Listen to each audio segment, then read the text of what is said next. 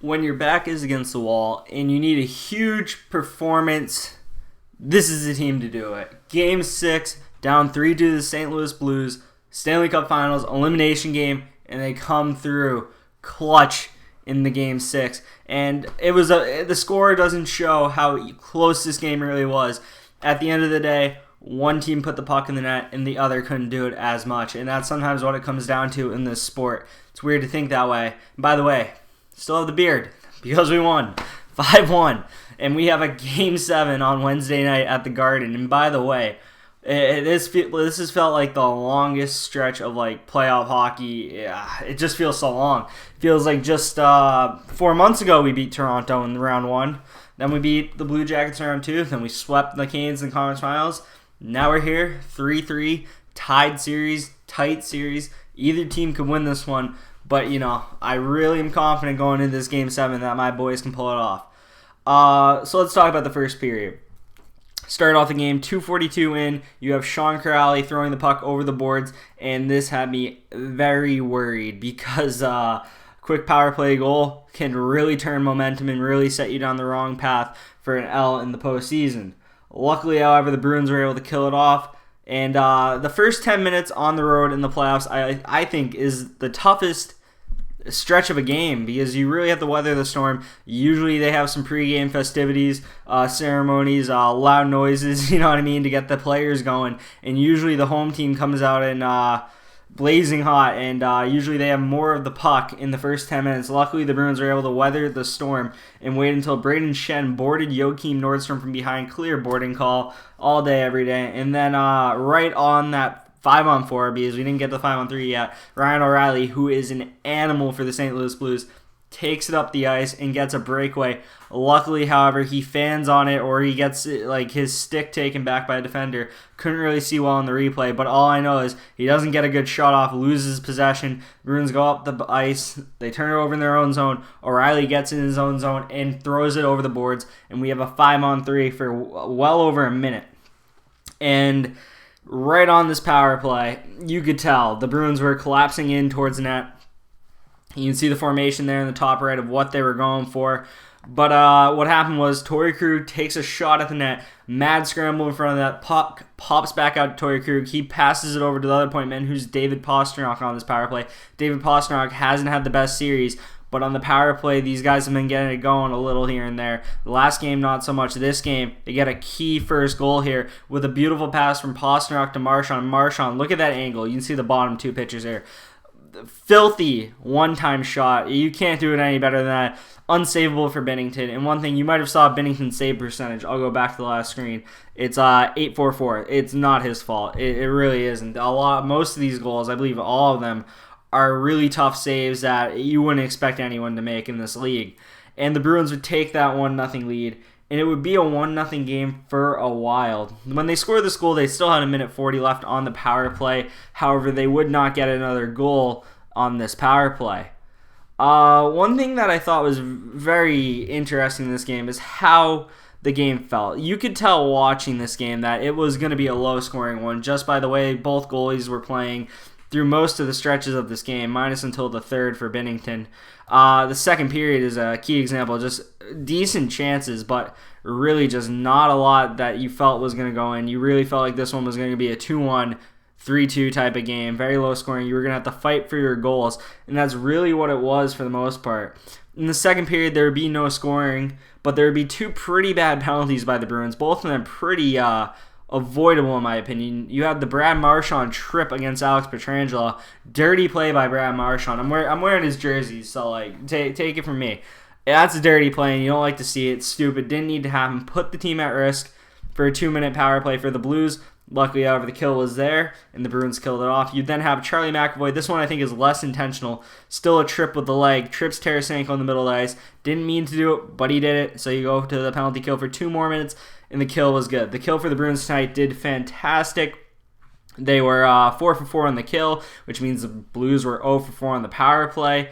The Blues power play was really struggling to get high-quality opportunities. Bruins kept a good shell around. They were using the box, not letting the point men get shots on net. and keeping the puck outside, not letting it get inside. It was really impressive and really well coached by Bruce Cassidy, that power play. And props to him on that. You really have to respect that. Going into the third, it really felt like it was the next goal could be the next goal. You felt like might have a big say in who wins the game, because if the Blues score on home ice, they could really get momentum going their way. And if the Bruins scored with the way the Bruins defense was and the way Tuukka Rask was, you really didn't feel like the Blues could get more than one. So going into the third, who else but Brandon Carlo? Brandon Carlo, a defensive defenseman who rarely gets on the score sheet. I'm actually typing in right now to see how many career goals this guy has. He does not have a lot. I bet it's less than 6. NHL career, 8 goals in 230 games. He has less than 10 goals, 2 of them in this postseason. Yep, and that's you really get unexpected offense from unexpected players in these playoffs. Brandon Carlo has 2 goals in the last 3 games, I want to say. Yep, 2 goals in the last 3 games. Wouldn't expect that out of him, but you take it as you get it. And this is one of those weird goals. Like, this puck shouldn't go in the net. It makes no sense how this puck even flies. Brandon Carlo gets it at the point off a great defense down low on the boards on Pietrangelo. This would be one of 2 goals where Pietrangelo coughs up the puck. This time it's forced by Jake DeBrusk down low. Carson Kuhlman does a good job, gets a stick in, but Pietrangelo would get possession, so Carson Kuhlman does not appear on the score sheet for this goal, but he does have a good part in it. Jake DeBrusk gets it up the boards to Brandon Carlo. Brandon Carlo takes a contested shot from the point, contested by Tyler Bozak. It flutters and it skips like a rock on the pond and hits off the ice like 4 feet in front of Binnington, off his blocker, down and in. You want Binnington to save that, but at the same time, that's an extremely hard shot to track for Jordan Binnington, and there's really not much he can do there, except maybe get lucky and have it hit him. He doesn't, though, and the Bruins go up 2-0. And at this point, you still got about 18 minutes left in the third period, a little over 18. Oh, a little under 18, actually. And I was feeling pretty confident and pretty comfortable on my couch for someone who's a fan of a team in an elimination game, just because it felt like the Blues weren't going to be able to score more than 1 goal. And it would get a lot more comfortable about 8 minutes from this goal when the guy who gets inserted in the lineup for David Backes rips one of the wickedest snipes you're going to see this playoffs. Absolutely filthy. I mean, look at this picture, should be over a little, but look right. I mean, I need to downsize that. What was I doing? But look at it's a very much a nothing play with Carson Kuhlman here. He really has a choice. He can take it wide and look for a pass to the middle. He can rip one on net, and he chooses to rip one on net. And look at that bottom left picture. It went bar down. You can't place any better. It actually hit closer to the corner than that, but it was kind of hard for me to pause it on the video and get a good picture of it to see the puck and it go down and in. But that's just amazing. And as you can see here, it was an amazing shot. That's one of the best shots I've seen this postseason. A wicked snipe. And it's amazing what happens when you put someone who can skate with DeBrusk and Krejci on that line. David Backes was not the answer. And I'm surprised I didn't pick up on that and critique that in the past videos, because it was kind of in the back of my mind and it never just came to my mind during the videos. But it was pretty obvious. When I saw Carson Kuhlman going into the lineup, I mentioned it. I liked it. I thought it was going to move. I actually tweeted, if you follow me at Twitter, at BruinsFan638837, I want to say. I tweeted, Carson Kuhlman gets a point tonight. Bank on it.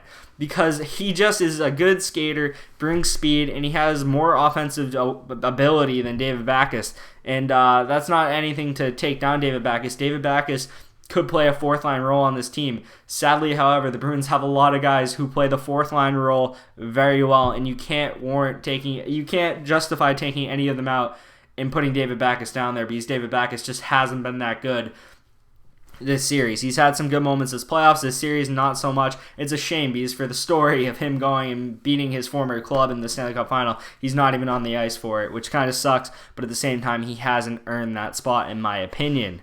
But anyway, Carson Kuhlman with a wicked sniper, and as you got to mention, Jake DeBrusk forcing another turnover by Pietrangelo, eating him for lunch. Bad flick out to the neutral zone. It's taken by Krejci. Krejci passes it to Kuhlman as they get in the zone, and as I mentioned, wicked snipe by Kuhlman.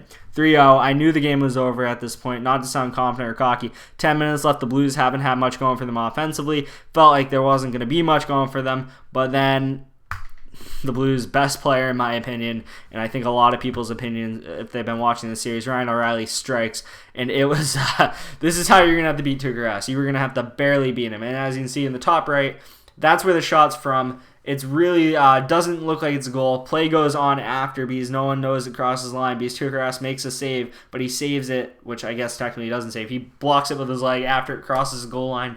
As you can see there in the bottom left, obviously it crosses the line, so the refs go back, review it, count it as a goal, and the Bruins are now up by only 2. This is the only time I was a little sketched out, a little worried. Luckily, a Czech man by the name of David Pastrnak would get on the board for the Bruins here. And this is just a weird play because Sammy Blais gets it down low and he waits to take the hit from Kuraly. And that's just a really bad move when you can see where Pietrangelo is on the boards for the Blues right there. He can easily cycle it up or even reverse it. The reverse wouldn't have been a smart move because Kuraly's coming back door. But as you can see, where Blais gets knocked out the puck and Kuraly gets it, look at the numbers in front of that. You have Marchand right in front and Pastrnak. And when you have Pasta and Marchand in front of the net with no Blues defenders around, that is probably resulting in a goal 9 out of 10 times. Kuraly gives a little short pass to Marchand right there, backhand. As you can see, Binnington stood no chance with Pastrnak coming with that much speed from that angle off of a quick pass from Marchand. There was nothing he could do. Pastrnak waits him out, waits for him to go down, and shoots it high, and he scores to go up 4-1, and the Bruins take a commanding lead. Big Z would eventually get the empty netter. I didn't take pictures of that one because it wasn't worth it, but it was about a 250-foot shot by Big Z. Big Z has a thing for that, actually. He has a big stick, and he does a very good job of throwing it in the net from the other side of the ice. He's done that a few times this year, I want to say. At least 2, at least 3, which is a lot for empty netters from a defenseman from his own zone.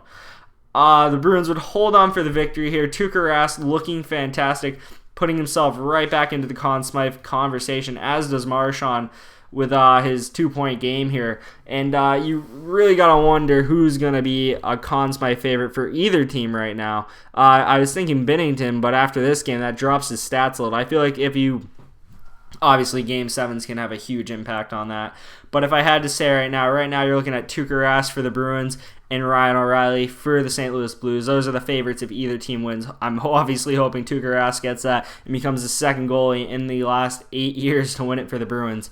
And just a very good performance from the Bruins. That's all you can really say here. A solid performance, a tight game. They outplayed the Blues. They were beating them to pucks. They look like the slightly better team. Not to say the Blues look bad here because they didn't. They just couldn't beat Tuukka Rask tonight, minus that one goal by O'Reilly, which took a review to confirm that it went in. But one thing you got to go back, and this is a pivotal moment, 1-0 game. I need to go back and mention this, is I don't remember who shot it from the Blues, but it goes behind Tuukka Rask, as you can see in the bottom right hand. And the biggest saves this series have been by David Krejci last game and Charlie McAvoy this game. Charlie McAvoy whacks it out of midair right before it's going to go over the line into the back of Tuukka Rask. And Tuukka Rask somehow keeps it on the lower back. He must do squats or something. I don't even know. But it just sticks there on him. As you can see in the top right, you can see it peeking under his glove. He turns around and it falls out. And that's just a miracle that it didn't change to 1-1. Because literally, any opportunity after the Marchand goal for the Blues, if it had went in, we might be talking about a Blues Stanley Cup right now. Because a moment like that can flip a game right on its head. And luckily for the Bruins, in a tight game like this, it didn't happen, and the Bruins were able to pile on late once the Blues started pinching. And just a really good game. And you got to acknowledge how good Charlie McAvoy was tonight. Charlie McAvoy definitely deserved a top 3 star. I don't think he got one, no. It was Tuukka, Marchand, and Pasta. He didn't get on the board. Stellar defense. He had a great pass up the middle to Heinen earlier in the game. I want to say second period when I say earlier. 25 minutes. He's easily the best defenseman on this team right now. You might be saying, well, Carlo's scoring goals and playing defense. Well, he just doesn't do what McAvoy does. McAvoy is by far the Bruins' best defenseman right now, and he's going to get paid this offseason. And if we win Game 7, we can give him $10 million a year for all I care. And just an amazing game. Torrey Krug had a good game as well. A lot of Bruins had good games. John Moore is playing fantastic. 17 minutes. That shows you the coach is trusting him because he got inserted for Grzelcyk. Even if Grzelcyk is somewhat healthy, you probably leave Moore in. No, you definitely leave Moore in because he's giving you 0 reasons to take him out. John Moore has been fantastic since coming in for Grzelcyk. You leave him in. It's just been a really good team effort from the Bruins.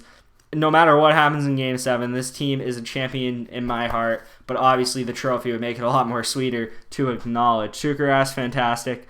You really got to acknowledge some great players for the Blues like Ryan O'Reilly, and Pietrangelo had a rough go tonight, but Pietrangelo has been a beast this playoffs, and really this has been a great series to watch and follow. And it is a lot of hate for the St. Louis Blues out of the Bruins fan base because of a lot of cheap shots, but that's going to happen in the postseason. The Blues play physical style hockey. No one likes David Perron in the Bruins fan base. That's got to be the most hated guy by a mile. Bozak because of the slew foot last game. Not a big fan of Braden Shen. He's low-key sneaky dirty, but that's how you win cups. You got to be on the edge a little. The Blues are playing on the edge. The Bruins are playing on the edge.